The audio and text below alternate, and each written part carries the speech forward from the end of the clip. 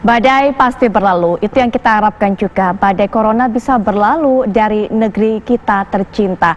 Untuk bisa mewujudkannya dibutuhkan peranan kita, peranan masyarakat. Caranya hanya dengan menaati aturan dari pembatasan sosial dan juga menjalankan protokol kesehatan. Tapi sayangnya di beberapa pekan terakhir ini kita lihat banyak sekali masyarakat yang seakan-akan karena euforia menyambut Lebaran kemudian tidak mengindahkan protokol kesehatan.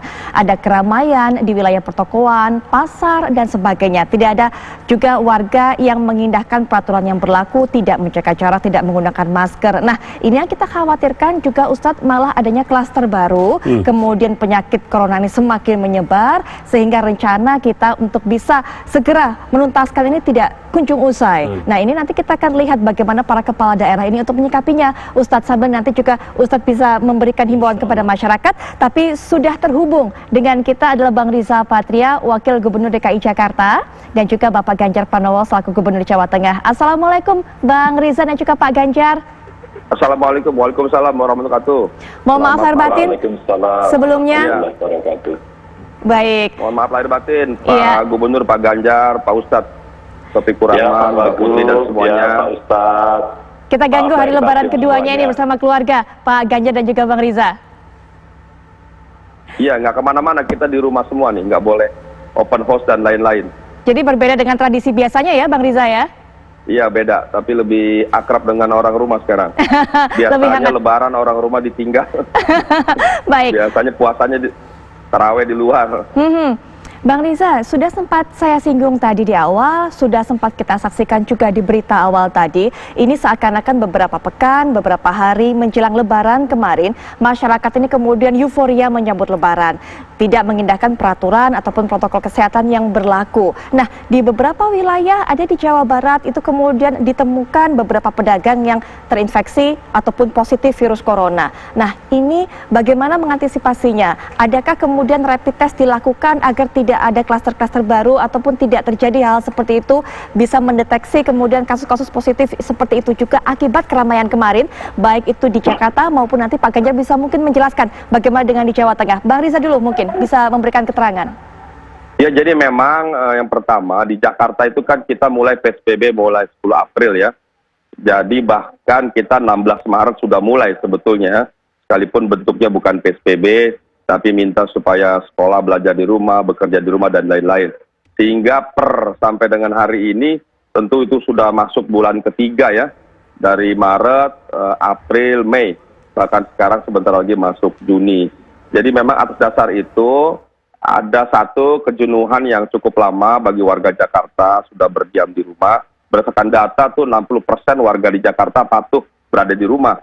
Sekalipun Pak Gubernur kita ingin supaya sukses yang ada di rumah atau sekitarnya sampai 80% terus kita upayakan. Yang kedua, memang karena memasuki bulan Ramadan, masyarakat ingin mencari takjil dan sebagainya. Yang ketiga, juga mungkin ibu-ibu karena permintaan anak tidak bisa dibendung, terpaksa harus cari pakaian lebaran dan sebagainya. Dan yang keempat, yang nggak kalah hebat, karena memasuki masa mudik, jadi banyak sekali orang yang berusaha mencari cara-cara agar bisa mudik. Jadi 4 ini akumulasinya ketemu di penghujung Ramadan, menjelang Ramadan. Dan kami terus mengupayakan beberapa hal, di antara mengeluarkan 2 pergub. Pergub pertama 41/2020 tentang pemberian sanksi denda, sanksi sosial, sanksi pidana, dan sanksi administrasi, ada 4 sanksi. Kemudian upaya lainnya kami mengeluarkan pergub tentang surat izin keluar masuk. Semuanya kami buat peraturan-peraturan demi untuk mencegah dan memastikan supaya penyebaran virus corona bisa segera kita hentikan. Memang dalam beberapa minggu terakhir ada penurunan, tapi angkanya masih sedikit, dan kita semua ingin bahwa penurunan ini mencapai titik yang signifikan supaya RT/R0-nya yang 1,1 bisa mencapai di bawah 1.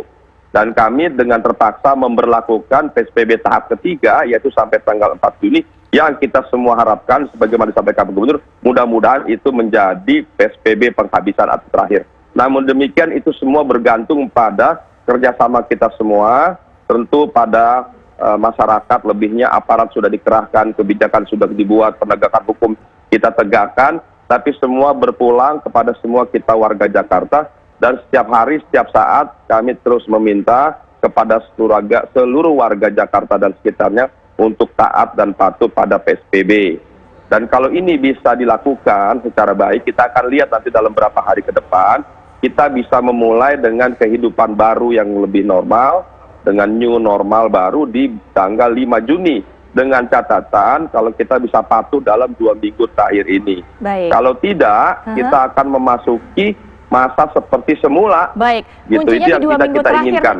ini ya Bang Riza ya, mungkin nanti bisa dijelaskan lebih lanjut sebenarnya bagaimana efek ataupun pengaruh dari pengendalian di 2 pekan terakhir ini. Dan sebelumnya saya juga perkenalkan terlebih dahulu, sudah hadir bersama saya juga di studio Profesor Wiku Adhisa Smito yang merupakan Ketua Tim Pakar Gugus Tugas. Assalamualaikum, selamat malam Profesor Wiku. Waalaikumsalam, terima kasih.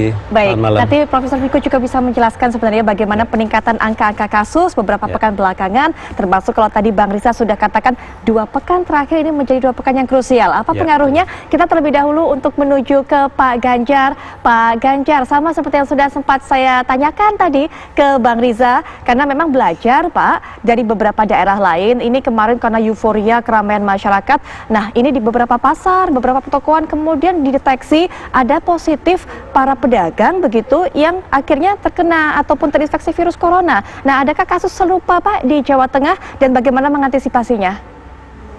Iya, kalau di Jawa Tengah kita melihat kejadiannya mirip sebenarnya. Nampak-nampaknya memang warga masyarakat masih ingin berlebaran. Lebarannya yang konvensional. Mesti pakai baju baru, belanja banyak-banyak ya. Terus kemudian penuhin supermarket. Sehingga banyak kejadian-kejadian kemarin kawan-kawan bupati, wali kota, memang saya minta untuk kalau tidak bisa ditertibkan, ajak bicara pemiliknya. Kalau itu juga tidak bisa, maka ditutup saja. Kenapa ini penting dilakukan? Maka Bupati Banyumas langsung meminta izin saya 2 hari, Mbak, diminta ditutup pertokoannya agar bisa mengerem laju gerakan masyarakat untuk bisa berkerumun. Mereka datang ke supermarket, ke mall dan sebagainya. Meskipun beberapa kabupaten atau kota lain tidak melakukan hal itu. Namun demikian saya meminta kepada mereka diadakan patroli. Kalau kemudian di dalam patroli itu kita temukan kondisi berkerumun, ramai minta ampun begitu, ya minta ditutup saja. Terus kemudian kita ikuti dengan rapid test. Di beberapa tempat kemudian kita temukan, umpama di Kota Semarang kemarin ada namanya Pasar Kobong. Di Pasar Kobong ini ada pedagang yang keluar masuk dan pada saat dilakukan rapid test ternyata cukup banyak yang terkena.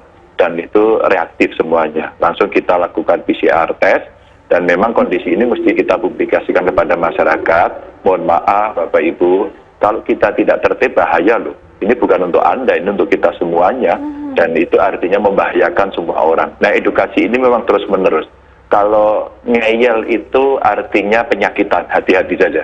Kalau Anda ngeyel maka penyakitan.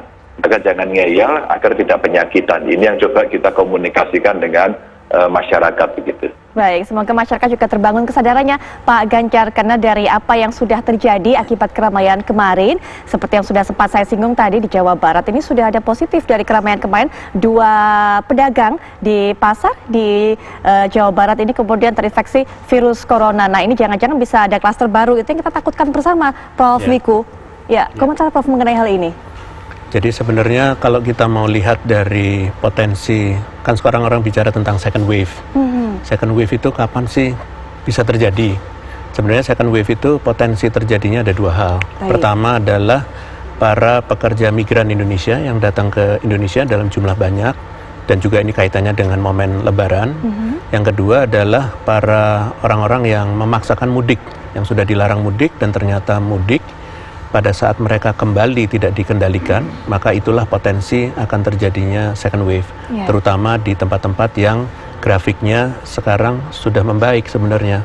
Salah satu contohnya Jakarta. Jakarta sudah dinilai membaik, begitu Pak? Kalau boleh saya presentasi, saya bisa menyampaikan bahwa kondisi grafiknya sekarang sudah mulai membaik dibanding daerah lain. Jadi kalau kita bicara second wave adalah wave yang pada saat kasusnya sudah mulai menurun, sedangkan daerah lain masih naik. Jadi bukan second wave, justru malah naik terus. Jadi yang potensi second wave itu justru di Jakarta. Ada epicentrum baru selain Jakarta, Prof? Potensi itu ada. Potensi itu ada. Sebagai contoh sekarang Jawa Timur yang naik begitu tinggi. Ini kan salah satunya juga dikontribusikan oleh pemudik yang memaksakan diri sehingga potensinya di sana jadi naik. Itulah yang harus dibuat supaya masyarakat itu betul-betul sadar bahwa kalau mereka tidak patuh pada peraturan pemerintah yang diarahkan, itu potensinya seperti itu, bisa membuat epicentrum baru dan menulari daerah-daerah yang sebenarnya dulunya tidak tertulari dengan banyak, bahkan nanti pada saat kembali akan menimbulkan gelombang baru kasus di Jakarta. Nah, ini begitu pentingnya pengendalian terhadap para pemudik itu, begitu Prof. Wiku. Bang Riza, tadi kita sudah dengarkan ulasan dari Prof. Wiku yang menjelaskan betapa pentingnya tentunya pengendalian terhadap para pemudik ini. Nah, ini kalau kemarin memang sudah ada peraturan bahwa jangan mudik, himbauan bahkan Presiden juga menghimbau seperti itu, tapi masih banyak juga masyarakat yang nekat dan mungkin sudah bisa sampai ataupun bisa melakukan perjalanan luar kota sampai ke kampung halamannya. Bang Riza, untuk mengantisipasi kemudian masyarakat ini kembali lagi ke Jakarta dalam jumlah yang besar, dalam jumlah yang banyak, Bang Riza? Yang pertama memang kami sudah menyiapkan pergub ya yang terkait surat izin keluar masuk. Saya kira pergub itu sangat penting ya. Jadi menurut data yang mengajukan isi formulir memang ada 130.000 sekian ya. Yang ditolak sudah 3.938, yang selesai baru 986, yang divalidasi dalam proses ada 694 dan ada 22 dalam proses proses pengajaran. Kemudian yang total permohonannya jadinya sudah 5.632 total permohonan. Dan inilah aplikasi yang sudah kami buat dalam rangka memastikan bahwa orang yang keluar masuk Jakarta adalah orang-orang yang masuk dalam 11 sektor yang dikecualikan dan orang dalam kedinasan atau dalam kondisi-kondisi khusus seperti sakit, meninggal, dan lain sebagainya. Dan setelah itu kami sudah menyiapkan tidak kurang dari 16 checkpoint yang kami persiapkan. Ada 6 di terminal, ada 15 di ruas jalan non-tol, dan ada 5 di jalan tol. Semua dijaga oleh petugas Dishub, Satpol PP, polisi, dan Polri. Dan semua bekerja sama tim gabungan ini untuk memastikan supaya orang tidak masuk dengan mudah kecuali yang memiliki surat izin keluar masuk. Di samping itu kami juga sudah 2 kali rapat dengan Pak Menko dipimpin oleh Pak Luhut. 2 kali, tadi juga jam 2 sore tadi juga kita rapat untuk memastikan persiapan kita dalam rangka agar bisa mengatur arus mudik. Dan pemerintah pusat juga akan memastikan bahwa seluruh daerah di luar Jabodetabek untuk bersiap-siap dan memastikan jadi cara yang paling efektif setelah kita diskusikan adalah memastikan orang yang berangkat dari daerah asal harus dipastikan kalau ingin ke Jakarta harus memenuhi syarat sebagaimana yang telah dijelaskan. Nanti baru yang tahap kedua pencegahannya, pengecekannya ada di checkpoint di sekitar Jabodetabek. Jadi dengan demikian kita berharap bahwa jumlah arus mudik akan berkurang. Tentu ini perlu kerjasama kita semua. Kita harus sosialisasikan dan butuh dukungan dari para pemimpin atau kepala daerah di luar Jakarta, di daerah-daerah asal yang biasa datang ke Jakarta. Baik, Bang Riza, tahan dulu. Kalau kita sudah mendengarkan penjelasan dari Bang Riza bahwa penerbitan dari surat izin keluar masuk atau SIKM ini menjadi salah satu cara yang akan digunakan oleh pemerintah daerah Provinsi DKI Jakarta. Lalu bagaimana dengan di Jawa Tengah? Nanti Pak Ganjar bisa menjelaskan, tapi setelah jeda berikut ini termasuk nanti kita juga akan melihat bagaimana pengorbanan dan juga perjuangan para tenaga medis di rumah sakit darurat di Pulau Galang. Tapi setelah jeda berikut ini, apakah Kabar Indonesia Malam akan segera kembali.